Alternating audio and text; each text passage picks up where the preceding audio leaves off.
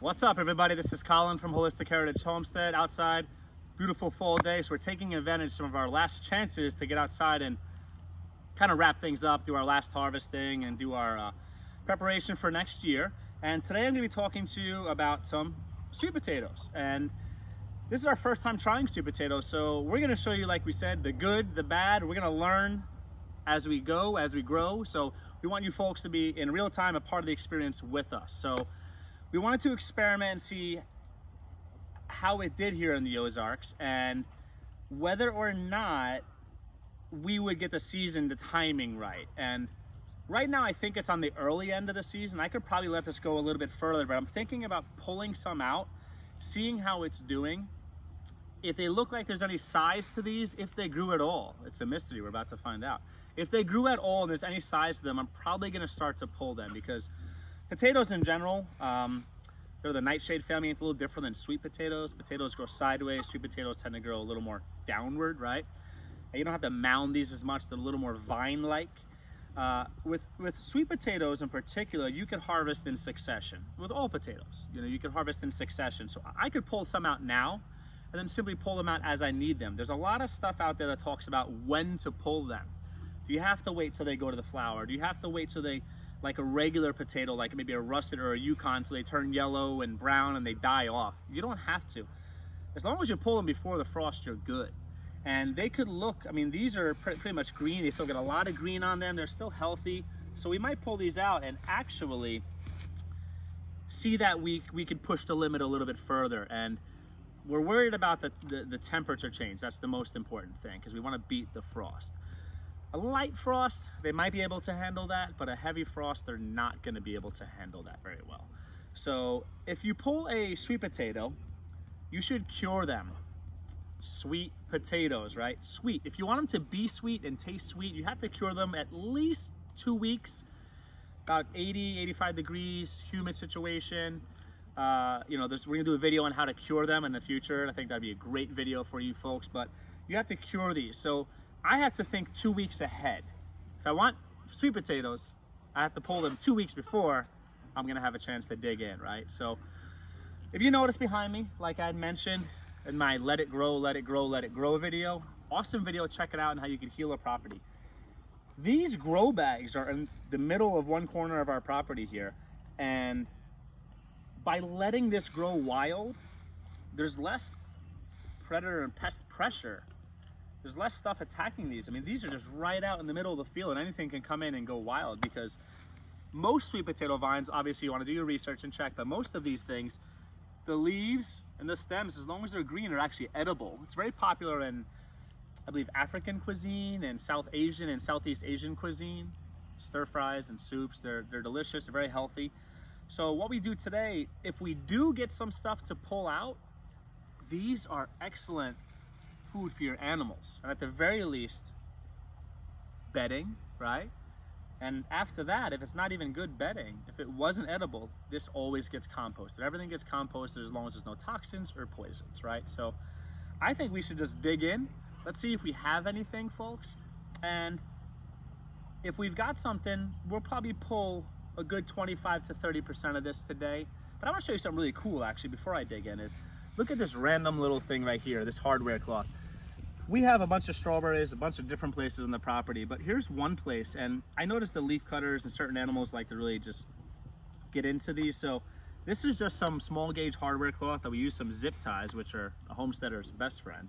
Hardware cloth, a homesteader's the best friend. You could use this for everything, but I made a box, zip tied it, and I can put it over anything that I need to protect.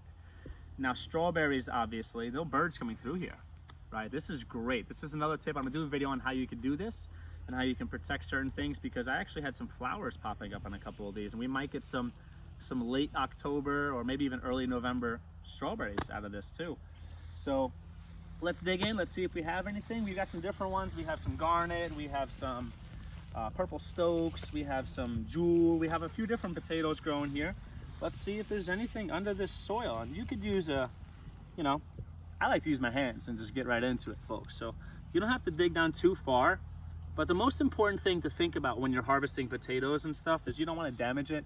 So if you're using a pitchfork or a fork of any kind, You want to be very gentle and deliberate about your movements. I think you got some stuff in here, folks. Uh-oh, let's see. We have some beautiful purple potatoes, okay? So now if you're doing market gardening, you might want these to get a little bit bigger, right? But these are gonna be perfect as is. And I wanna eat some sweet potatoes sooner rather than later. So you can let these grow a little bigger. And these can get huge, these can get really big. So in a survival scenario, you can't beat. It's hard to grow carbs, fats, and proteins. It's hard to grow your macros, but potatoes, sweet potatoes, starchy, carbohydrate-filled fuel. This is a prepper's dream. There's one thing you're gonna grow: food, fuel, calories, and carbohydrates. Potatoes. So we've got some stuff here, folks. I think we're gonna dig in and see if we have any. There's a bunch of small ones, but these are great roasting size. Market garden, I would let it go another week or two. Let them bulk up a little bit. For survival, the flavor might not be as good, but size, you know, you want more calories, you can let them go bigger and bigger. So you can pull some out now. As you need more later, you want them to grow a little bigger, you can pull them out. Let's check the other one. Let's see if we got anything on this side. See if we have any luck. And this is random, so I don't know what's gonna happen here. I don't know. Let me just check and see. Get the hands in there. Save some of that beautiful soil. Let's see if anything grew. I don't know. It's like Christmas present for a gardener. When you can't see your carrots, can't see your potatoes, can't see your sweet potatoes, when you get your hands in there, you want to see if you're going to get anything. And it looks like we do have something here. I don't know. Let's see. Some nice potatoes. This is the Purple Stokes. Okay. Look nice, look healthy, doesn't see any fungus, any diseases. And you have some small ones, some baby ones in there, right? But as you dig into this, you'll find all different shapes and sizes, and can't beat. Look at the color on that. Absolutely beautiful. Absolutely beautiful. So give it a go. You don't have to be in the tropics to give potatoes a shot. I say give it a shot. You're looking at 120 to 150 days time needed. So at least, you know, you want to do at least like 4 months, you know, to let these go. We've got more time on these. So if we're getting sizes like this on the very early end of the season, I can only imagine if we leave a few in here and they could beat the frost, that we're going to look at some really nice sized sweet potatoes. Get up and grow. Nothing but love for you folks. Hope you got something out of this video. We use a 5-gallon food grade bucket. Put them in there. Maybe a wet towel on top, warm. We'll cure them. Video coming up on how to cure them. Video coming up on how to set up use hardware cloth to prevent pests and predators for your outside stuff you need to protect. And let it grow, let it grow, let it grow. Keep it wild in the middle of your property. As far as peppers go, hidden food, you won't even see this when the grass is tall. Hidden food in your property is always a good thing, folks.